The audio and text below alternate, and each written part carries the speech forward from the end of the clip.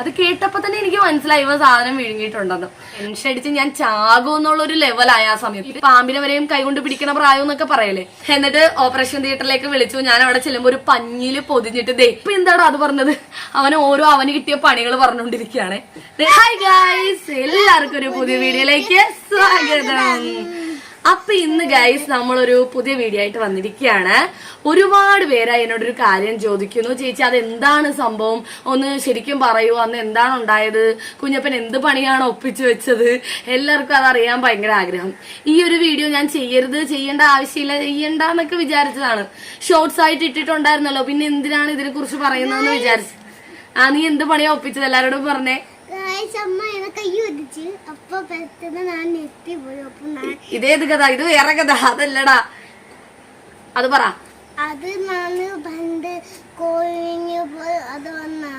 ഞാൻ പണ്ട് coin വിഴുങ്ങിയായിരുന്നു. പണ്ടല്ല guys, 3 മാസം മുമ്പ്, ഒരു 3-3.5-4 മാസമായി കാണും. അതിന് മുമ്പാണ് ഈ സംഭവം കേട്ടോ. കുഞ്ഞപ്പൻ അറിയാതെ ഒരു കോയിൻ വിഴുങ്ങിപ്പോയി. ആ ഷോർട്സ് ഇപ്പൊ ഒരുപാട് പേര് കണ്ടു. ഇപ്പൊ ഒരു 3-4 മാസം, ഇപ്പൊ എനിക്ക് തോന്നുന്നുണ്ട് ഒരു 2 ആഴ്ചയായിട്ട് ആ വീഡിയോ കേറി ഓടുന്നുണ്ട്. ഭയങ്കരമായിട്ട് ആ വീഡിയോ കിടന്ന് റീച്ച് ആവുന്നുണ്ട്. അപ്പോ എല്ലാവരുടെയും വിചാരം കുഞ്ഞപ്പൻ കഴിഞ്ഞ ദിവസം എന്തോ വിഴുങ്ങിയെന്നും പറഞ്ഞാ ഇരിക്കുന്നത്. അല്ല, ഈ സംഭവം നടന്നിട്ടൊരു 3-4 മാസം മുമ്പാണ് നടന്നത്. അവനൊരു കുഴപ്പമില്ല, അപ്പോഴും അവനൊരു കുഴപ്പമില്ല, ഇപ്പോഴും അവനൊരു കുഴപ്പമില്ല. പക്ഷെ ഇതെന്താണെന്ന് സംഭവിച്ചതെന്ന് എല്ലാവരും ചോദിക്കുന്നോണ്ട് ഞാൻ പറഞ്ഞുതരാം. പിന്നെ ഞാൻ ആലോചിച്ചപ്പോ വിചാരിച്ചു, ഒരുപാട് അമ്മമാർക്ക്, ഒരുപാട് പിള്ളേർക്കൊക്കെ ഉപകാരമാകും. അതായത് ഇവന്റെ പ്രായമുള്ള ചെറിയ കുഞ്ഞുങ്ങൾ മാത്രമല്ല ഈ കോൻ വിഴുങ്ങുന്നതും ഓരോ സാധനം വിഴുങ്ങുന്നതും. അപ്പൊക്കോ അതോട്ട് പോക്കോ, അവന് മടി ഇരുന്നിട്ട് ശരിയാവുന്നില്ല. ഇങ്ങനെ വിഴുങ്ങുന്നത് വലിയ ആൾക്കാർ വരെ, നമ്മുടെ ഇവിടെ അടുത്തൊക്കെ വലിയ ആൾക്കാർ വരെ ഈ തയ്ക്കുന്ന സൂചി ഉണ്ടല്ലോ, വായിൽ വെച്ചിട്ട് തയ്യൽ സൂചി വരെയും വിഴുങ്ങിയ കഥകൾ കേട്ടിട്ടുണ്ട് നമ്മള്.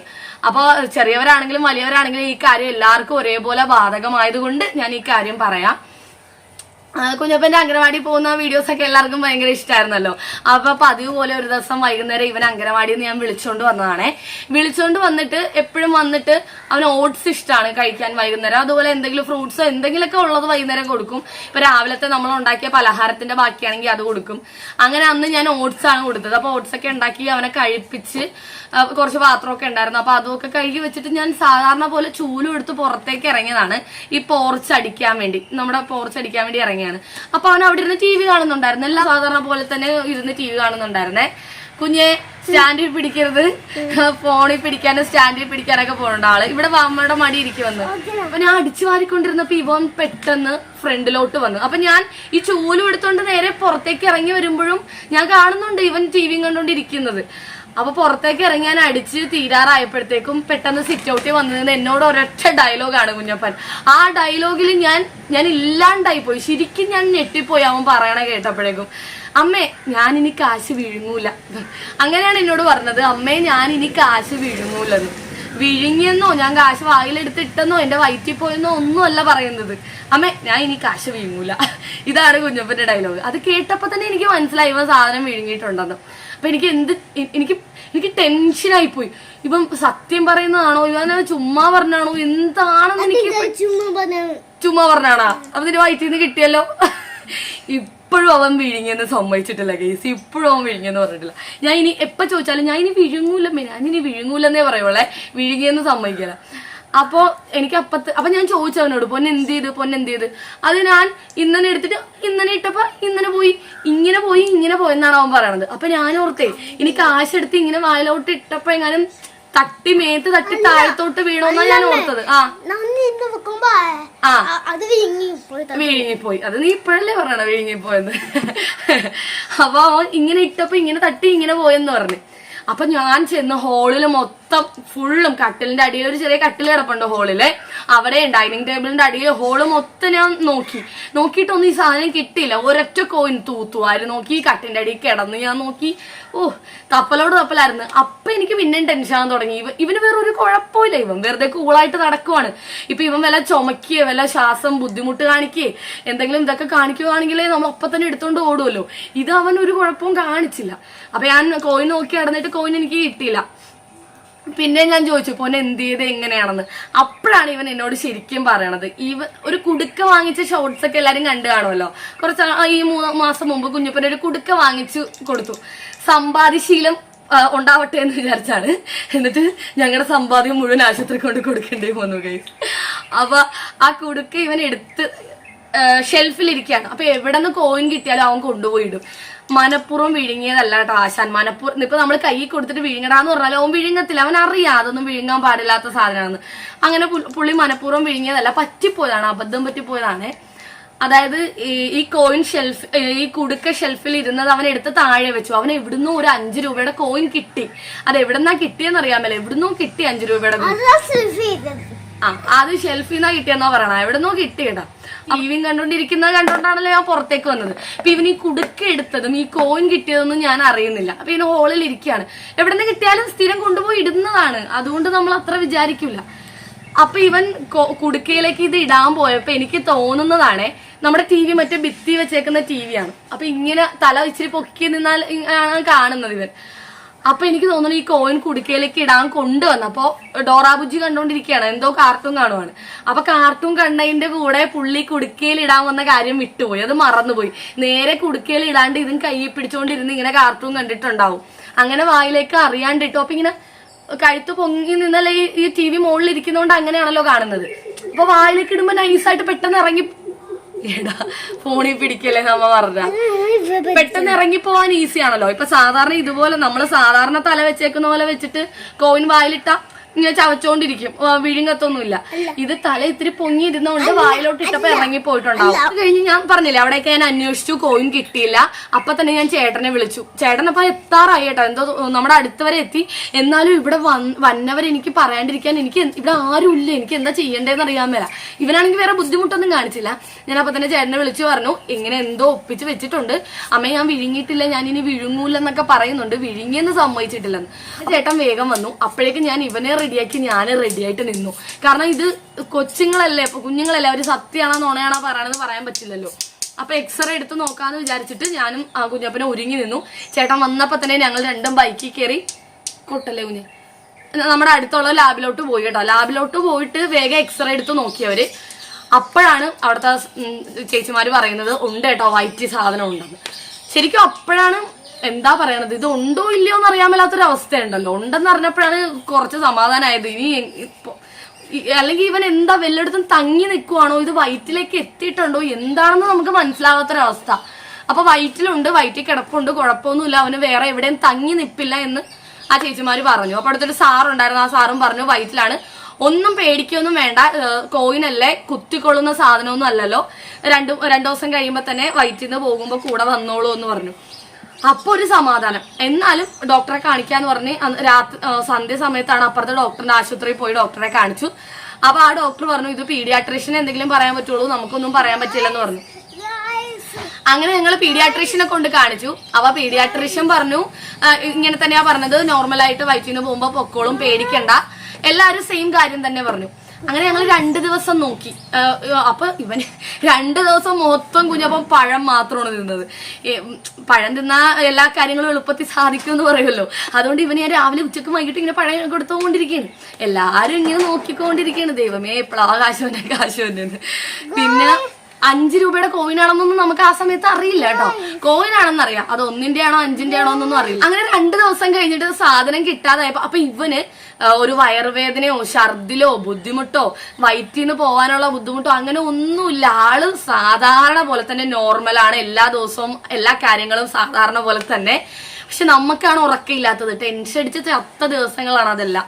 അങ്ങനെ 2 ദിവസം കഴിഞ്ഞിട്ടും ഇല്ല. പിന്നെ ആശുപത്രി കൊണ്ടുപോയി. അപ്പൊ ഡോക്ടർ പറഞ്ഞു നമുക്ക് നോക്കാം, വന്നിട്ടില്ല ഒന്നുകൂടി നോക്കാം, 2 ദിവസം കൂടി, ഓരോ പിള്ളേർക്കും ഓരോ സമയം പിടിക്കും, നിങ്ങൾ ഇങ്ങനത്തെ ഭക്ഷണം കൊടുക്കുക അങ്ങനത്തെ ഭക്ഷണം കൊടുക്കുക എന്നൊക്കെ പറഞ്ഞ് ഡോക്ടർമാര് തിരിച്ചു വിട്ടു.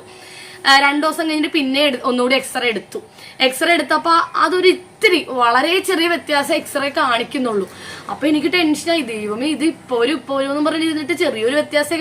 ഇത് ഇങ്ങനെ എന്താ പറയാ, ചെറുകുടല് വൻകുടലൊക്കെ കറങ്ങി നമ്മുടെ ചെറുകുടലും വൻകുടലൊക്കെ ഇങ്ങനെ ചുരുണ്ടിരിക്കല്ലേ, അതിൽ കൂടിയൊക്കെ പാസ് ചെയ്ത് വരണ്ടേ. അതുകൊണ്ട് ടെൻഷനായി. പിന്നെ 3 ദിവസം കഴിഞ്ഞു, 4 ദിവസം കഴിഞ്ഞു, 5ാമത്തെ ദിവസമായി.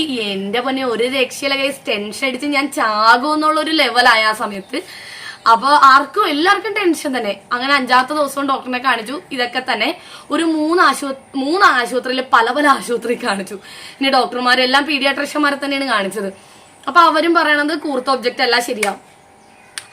അവസാനം ഇനി ഒന്നുമില്ല, 6ാമത്തെ ദിവസമായി നേരെ നമ്മള് ഒരാശുപത്രി കൊണ്ടുപോയി ഡോക്ടറിനെ കാണിച്ചു. സർജനെ കാണിക്കണം. ശരിയാ, ഈ പീഡിയാട്രീഷ്യന്മാരെ കാണിച്ചവരൊക്കെ സർജനെ കാണിച്ചു നോക്കാനാ പറഞ്ഞത്, അവർക്ക് എന്തെങ്കിലും പറയാൻ പറ്റുള്ളൂ എന്ന്. അങ്ങനെ ഞങ്ങൾ സർജനെ കാണിക്കാൻ തീരുമാനിച്ച സർജനുള്ള ആശുപത്രി കണ്ടുപിടിച്ച് അവിടെ കൊണ്ടുപോയി. അവിടെ കൊണ്ടുപോയപ്പോ ഡോക്ടർ അവിടെ ചെന്നപ്പോ ഇതുപോലെ ഒരുപാട് കേസ് ഓരോ കുഞ്ഞുങ്ങൾക്ക് ഓരോ പ്രശ്നങ്ങളൊക്കെ ആയിട്ട് കൊണ്ടുവന്നിട്ടുണ്ട് കേട്ടോ. അപ്പൊ ഇവന്റെ ഇത് വന്നു, നമ്പർ വിളിച്ചു, ഇവനെ നോക്കിയപ്പോഴത്തേക്കും ഡോക്ടർ അപ്പൊ തന്നെ പറഞ്ഞു ഇപ്പൊ വയറ്റിൽ കിടപ്പുണ്ട് സാധനം. അവിടെ വെച്ച് എക്സ്റേ എടുപ്പിച്ചു. പിന്നെയും അവിടെ വെച്ച് എക്സ്റേ എടുപ്പിച്ചപ്പോ നല്ല മാറ്റമുണ്ട്, അതായത് നല്ല മാറ്റമുണ്ട്, ശരിക്കും താഴത്തേക്ക് ഇറങ്ങി വന്നിട്ടുണ്ട് സാധനം. അപ്പൊ 2 ദിവസം കൂടി ഒന്ന് വെയിറ്റ് ചെയ്തിരുന്നെങ്കിൽ ചിലപ്പോൾ വയറ്റിൽ കൂടി തന്നെ പോകുന്നേനെന്ന് ഞാൻ വിചാരിച്ചു. പക്ഷെ നമുക്ക് പിന്നെ റിസ്ക് എടുക്കാൻ പറ്റില്ല ഗൈസ്. കാരണം ഡോക്ടർ പറഞ്ഞത് എൻഡോസ്കോപ്പി ചെയ്ത സാധനം ഇപ്പൊ തന്നെ എടുത്തു തരാന്ന് പറഞ്ഞു. അപ്പൊ തന്നെ ഒരു അരമണിക്കൂറിനുള്ളിൽ സാധനം എടുത്തു തരാം എൻഡോസ്കോപ്പി. അതായത് ഒരു സോഫ്റ്റ് ട്യൂബാണ്. എൻഡോസ്കോപ്പി എന്താണെന്ന് അറിയാൻ മേലാത്തവർക്കാണ്. അതിന്റെ അറ്റത്ത് ഒരു ചെറിയ ക്യാമറ ഉണ്ടാവും എന്ന് തോന്നുന്നു. ആ ക്യാമറയൊക്കെ വെച്ചിട്ട് ചെറിയൊരു സോഫ്റ്റ് ട്യൂബാണ്, അത് വായിൽ കൂടി ഇറക്കും, എന്നിട്ട് വയറ്റിൽ നിന്ന് അത് എടുക്കും. അങ്ങനെയാണ് അവർ ചെയ്യുന്നത്. അപ്പോ കുഞ്ഞപ്പം കുഞ്ഞായതുകൊണ്ട് അടങ്ങി കിടക്കൂലല്ലോ. അപ്പൊ അനസ്തേഷ്യ വേണം, അതായത് മരവിപ്പിക്കുന്ന അനസ്തേഷ്യയുടെ ഇഞ്ചക്ഷൻ എടുക്കണോന്ന് പറഞ്ഞു. അങ്ങനെ അനസ്തേഷ്യയുടെ ഇഞ്ചക്ഷൻ ഒക്കെ എടുക്കാൻ ഞങ്ങളെല്ലാം ഒപ്പിട്ടൊക്കെ കൊടുത്തു. ഞാൻ ചോദിച്ചു ഡോക്ടറിനോട്, ഡോക്ടറെ 2 ദിവസം കൂടി നോക്കണോന്ന് ചോദിച്ചു.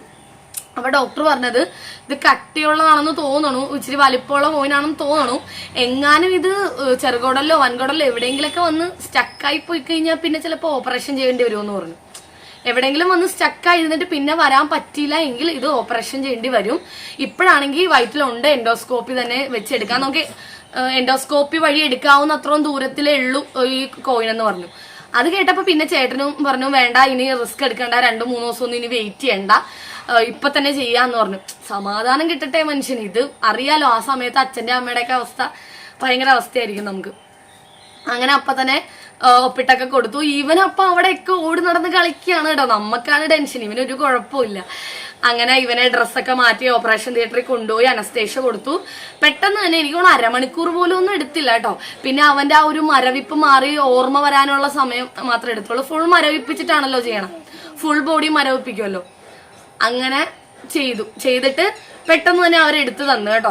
എന്നിട്ട് ഓപ്പറേഷൻ തിയേറ്ററിലേക്ക് വിളിച്ചു. ഞാൻ അവിടെ ചെല്ലുമ്പോൾ ഒരു പഞ്ഞില് പൊതിഞ്ഞിട്ട് ദേ ഇതാണ് സംഭവം എന്ന് പറഞ്ഞ് എന്റെ കയ്യിലേക്ക് തന്നു. അപ്പോഴാണ് ഞങ്ങൾ കാണുന്നത് അത് 5 രൂപയുടെ കോയിനായിരുന്നു കേട്ടോ ഇവൻ വിഴുങ്ങിയത്. ശരിക്കും ഞെട്ടിപ്പോയി, സന്തോഷവും സങ്കടവും എല്ലാം കൂടിയാണ്. എന്നിട്ട് കുറച്ചു നേരം കഴിഞ്ഞപ്പോഴത്തേക്കും അവന് ഓർമ്മയൊക്കെ വന്നു. അമ്മയെന്നും പറഞ്ഞ് എന്നെ വിളിച്ചു. ഞാൻ ഓർത്തു ഓർമ്മ വരുമ്പോ നല്ല കരച്ചിലും ബഹളവും ഒക്കെ ആയിരിക്കും. അവിടെ ആ ഓപ്പറേഷൻ തിയേറ്ററിലെ സിസ്റ്റർമാരൊക്കെ ആയിട്ട് നല്ല കമ്പനി ആയിരുന്നേ. കരച്ചിലൊന്നും കേൾക്കുന്നില്ല. അപ്പൊ പുറത്തേക്ക് കൊണ്ടുവന്നപ്പോ ആളൊരു കുഴപ്പമില്ല, ഓക്കെയാണ്. അങ്ങനെ കുറച്ചു നേരം അവിടെ ഒബ്സർവേഷനിൽ വെച്ചിട്ട് അന്ന് ഞങ്ങൾ തിരിച്ച് വീട്ടിലോട്ടും പോകുന്നു കേട്ടോ. ചടവടേന്ന് ആശുപത്രി പോയി ഡോക്ടർ എൻഡോസ്കോപ്പി വഴി എടുത്ത് കാര്യങ്ങളൊക്കെ അവിടെ വെച്ച് തന്നെ കഴിഞ്ഞു. പിന്നെ സമാധാനമായി ഗൈസ്. അന്ന് തൊട്ട് ഇന്ന് വരെയും ടെൻഷനാണ്, പേടിയാണ്. കാരണം ഇവൻ മനഃപൂർവ്വം വിഴുങ്ങിയതല്ല, പറ്റിപ്പോയതാണെങ്കിലും പിന്നെ നമുക്ക് ടെൻഷൻ ആയിരിക്കുമല്ലോ. അതുകൊണ്ട് കുഞ്ഞു മക്കളുടെ കയ്യിലൊക്കെ എന്തെങ്കിലും ഇരിക്കുകയാണെങ്കിൽ നമ്മൾ അപ്പത്തന്നെ എടുത്ത്, എന്ത് കണ്ടാലും നമ്മൾ അപ്പത്തന്നെ എടുത്ത് മാറ്റുന്നതാണ്. ശരിക്കും ഒരു 2 വയസ്സ് 1-1.5 വയസ്സ് സമയത്താണ് ഇങ്ങനെയൊക്കെ കാണിക്കുന്നത്. അപ്പൊ അവർക്ക് ഒന്നും അറിയാൻ മേലാത്ത സമയത്താണ്. അതായത് പുഴു ഓടിപ്പോയാലും പഴുതാര ഓടിപ്പോയാലും ഈ പാമ്പിനെ വരെയും കൈകൊണ്ട് പിടിക്കുന്ന പ്രായം എന്നൊക്കെ പറയല്ലേ. കറണ്ട് എന്താണ്, നമ്മുടെ കേബിള് കണക്ഷൻസ് കാര്യങ്ങൾ അതൊന്നും അറിയാൻ മേലാത്ത പ്രായമാണ്. എല്ലാം കയറി പിടിക്കും. ഈ 1-1.5 വയസ്സ് 2 വയസ്സ് ആ സമയത്ത് പോലും ഇങ്ങനെയൊന്നും സംഭവിച്ചിട്ടില്ല. ഇപ്പൊ 4 വയസ്സൊക്കെ ആയപ്പോഴത്തേക്കും എന്താ പറയാ, അവൻ പറ്റിപ്പോയതാണ്, അവൻ മനഃപൂർവ്വം വിഴുങ്ങിയതല്ല. അത് ഞാൻ പറഞ്ഞില്ലേ, ഇവന്റെ അംഗനവാടിയിലാണെന്ന് തോന്നുന്നു ടീച്ചർ പ്രാവശ്യം പറഞ്ഞു ഒരു കൊച്ചു മോതിരം വിഴുങ്ങിപ്പോയെന്ന്. അത് ഇവൻ പഠിക്കാൻ പോണ സമയത്തല്ല, കുറെ നാള് മുമ്പാണ്. മോതിരം ഒന്ന് ആലോചിച്ച് നോക്കിക്കേ, കോയിനേക്കാളും അമ്മയുടെ മോതിരാണെന്ന്. കൊച്ചിങ്ങനെ സോഫയിൽ കിടന്ന് കളിച്ചുകൊണ്ടിരിക്കുകയായിരുന്നു. അപ്പൊ ഈ മോതിരം ഇട്ട് കളിച്ചുകൊണ്ടിരുന്നപ്പോ ഇങ്ങനെ മലന്ന് കിടന്ന് കളിക്കുമല്ലേ, ഇത് വായിലേക്ക് പോയി വിഴുങ്ങിപ്പോയി. അത് ഒരു 8 ദിവസമോ 10 ദിവസം എന്തോ കുറച്ച് ദിവസം പിടിച്ചെന്ന് പറഞ്ഞു. കുറച്ച് ദിവസം കഴിഞ്ഞപ്പോഴത്തേക്കും വയറ്റിൽ നിന്ന് പോകുന്ന കൂടത്തി ആ മോതിരം കിട്ടിയെന്ന് പറഞ്ഞു. സ്വർണ്ണ മോതിരായിരുന്നു. പക്ഷെ ഇതിപ്പോ ഇവൻ 6 ദിവസമായിട്ടും നമ്മള് ടെൻഷൻ കാരണം പിന്നെ റിസ്ക് എടുക്കണ്ട, എങ്ങാനും എനിക്ക് ഉടലൊക്കെ വെച്ച് സ്റ്റക്കായി പോയ പണിയല്ലേ എന്ന് ഓർത്തിട്ട് അങ്ങനെ വേഗം എൻഡോസ്കോപ്പി വഴി എടുത്തതാണ് കേട്ടോ. അപ്പൊ ഈ ഒരു കാര്യം ഞാൻ പറഞ്ഞതെന്ന് എന്താന്ന് വെച്ചാ, എന്തെങ്കിലും ഇതുപോലെ വിഴുങ്ങി പോയിട്ടുണ്ടെങ്കിൽ നിങ്ങൾ വേഗം തന്നെ എക്സ്റേ എടുക്കുക, ഡോക്ടറിനെ കൊണ്ട് കാണിക്കുക, ഡോക്ടർ പറയുന്ന പോലെയൊക്കെ ചെയ്യുക. നമ്മൾ സ്വയം ചികിത്സ ചെയ്യാണ്ടിരിക്കുന്നതാണ് നല്ലത്. ഇത് ചിലപ്പോ ഇവന്റെ വയറ്റിൽ നിന്ന് അത് വരുവോ ഇല്ലയോ എന്ന് ഇപ്പോഴും എനിക്കറിയില്ല. ചിലപ്പോൾ കുറച്ച് ദിവസം കൂടി വെയിറ്റ് ചെയ്തിരുന്നെങ്കിൽ, പക്ഷെ റിസ്ക് എടുക്കാൻ വയ്യ. ഡോക്ടർ പറഞ്ഞ പോലെ എങ്ങാനും കുടലൊക്കെ വെച്ച് സ്റ്റക്കായ പണിയല്ലേ. അപ്പോൾ എന്തെങ്കിലും കുഞ്ഞുങ്ങൾ വിഴുങ്ങുമ്പോൾ തൊണ്ടയിലൊക്കെ കെട്ടിപ്പോയാൽ, അല്ലെങ്കിൽ അവർക്ക് ശ്വാസതടസ്സം, വയറുവേദന അങ്ങനെയൊക്കെ കാണിച്ചാൽ നിങ്ങൾ വേഗം തന്നെ ആശുപത്രി പോകണം കേട്ടോ. അപ്പൊ എനിക്കിത് കൂടുതലൊന്നും പറയാനില്ല. കുട്ടികളെ എല്ലാവരും ശ്രദ്ധിക്കുക. നമ്മൾ എത്രയൊക്കെ അമ്മമാർക്ക് അറിയാം കുഞ്ഞുങ്ങളെ നമ്മൾ എന്തോരം കണ്ണിൽ എണ്ണ ഒഴിച്ച പോലെയാണ് ശ്രദ്ധിക്കണേന്ന്. എന്നാലും അവരെന്തെങ്കിലുമൊക്കെ ഒപ്പിച്ചു വെക്കും. ഞാൻ ഇതിന്റെ ഒരു ഷോർട്സ് ആയിട്ട് വീഡിയോ ഇട്ടപ്പോൾ ഈ ഷോർട്ട് വീഡിയോയുടെ അടിയിൽ വന്ന കമന്റ്സ്, എല്ലാ കമന്റ്സും നിങ്ങൾക്ക് ഇപ്പൊ ചെന്നാലും കാണാം. ഒരുപാട് കമന്റ്സ് ഉണ്ട്. ബാറ്ററി വിഴുങ്ങി, സ്ക്രൂ വിഴുങ്ങി, സ്ക്രൂ ആണി, എന്തൊക്കെ സാധനങ്ങളാണ് ഓരോ കുഞ്ഞുങ്ങൾ വിഴുങ്ങിയതായിട്ട് പാരന്റ്സ് വന്ന് കമന്റ് ഇട്ടേക്കുന്നതെന്ന് അറിയാവോ. അങ്ങനെ ഒരുപാട് സാധനം വിഴുങ്ങും. ബാറ്ററിയൊക്കെ ഭയങ്കര ഡേഞ്ചറാണ്. ഈ കോയിൻ വലിയ കുഴപ്പമില്ല, അത് കൂർത്ത ഒബ്ജക്റ്റ് അല്ലല്ലോ, വട്ടത്തിലിരിക്കുന്നതല്ലേ. ബാറ്ററി എന്നൊക്കെ പറഞ്ഞാൽ ഉള്ളിൽ കിടന്ന് അത് പൊട്ടി അതിന്റെ മറ്റേ കെമിക്കൽസ് ഒക്കെ പുറത്തേക്ക് വന്ന് ഭയങ്കര പ്രശ്നമുള്ള സാധനമാണ്. അപ്പൊ അങ്ങനത്തെ സാധനങ്ങളൊക്കെ സൂക്ഷിക്കുക. അപ്പൊ എന്താണ് ചേച്ചി ശരിക്കും സംഭവിച്ചതെന്ന് ചോദിച്ചുകൊണ്ട് ഞാൻ ഈ കാര്യത്തെക്കുറിച്ച് ഒന്ന് പറഞ്ഞാണ് കേട്ടോ. ഇത്രേ ഉള്ളൂ. അപ്പൊ ഗൈസ്, എല്ലാവരുടെ അറിവിലേക്ക് വേണ്ടി ഒരു കാര്യം ഞാൻ ഷെയർ ചെയ്തതാണ്. വീഡിയോ ഇഷ്ടപ്പെട്ടെങ്കിൽ എല്ലാവരും, ഉപകാരപ്പെട്ടെങ്കിൽ എല്ലാവരും ഷെയർ ചെയ്യാനും സബ്സ്ക്രൈബ് ചെയ്യാനും ലൈക്ക് ചെയ്യാനും ഒന്നും മറക്കരുത്. കുഞ്ഞപ്പാ വാ, ഇനി എന്തെങ്കിലും വായിലെടുത്ത് വെക്കുവോ? അത് കഴിഞ്ഞ് ഭയങ്കര ഉപദേശിയായി മാറി കേട്ടാ. ആരെ കണ്ടാലും എല്ലാവരോടും ഒന്നും വിഴുങ്ങരുത്, വായി വെക്കരുത് എന്ന് പറഞ്ഞിടപ്പായിരുന്നു പണി. പിന്നെ അംഗനവാടി പോയിട്ട് എല്ലാ പിള്ളേരെയൊക്കെ ഇടാ ഒന്നും വായി വെക്കരുത് കേട്ടാന്നൊക്കെ പറഞ്ഞിടപ്പായിരുന്നു പണി. നമുക്കൊരു അനുഭവം വരുമ്പോഴാണല്ലോ നമുക്കത് മനസ്സിലാവുന്നത്. പറഞ്ഞു കൊടുക്ക എല്ലാവർക്കും. ബിസ്ക്കറ്റ് വാങ്ങിക്കാൻ പോയി. അപ്പോ